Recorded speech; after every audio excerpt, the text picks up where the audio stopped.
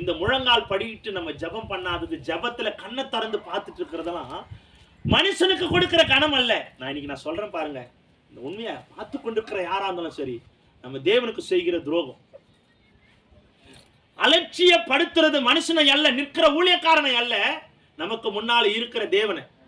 கண்ணை திறந்து நம்ம பார்க்கறோன்னா, அவர் ஒரு பக்கம் இருக்கட்டும், என் வேலையை நான் செய்யறேன். நாம அலட்சியப்படுத்துறது ஊழியக்காரனை அல்ல. தெளிவா நம்ம புரிஞ்சுக்கணும். நமக்கு முன்பாக இருக்கிற பரிசுத்த ஆவியானவரை நம்ம அலட்சியப்படுத்துறோம்.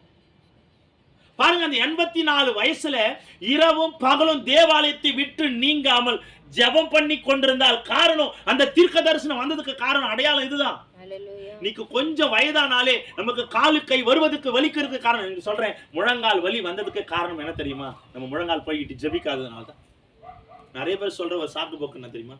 நான் முழங்கால நின்று ஜெபிச்சதுனால தான் என் முழங்கால் வலி. இல்லைங்க, முழங்கால் படிட்டு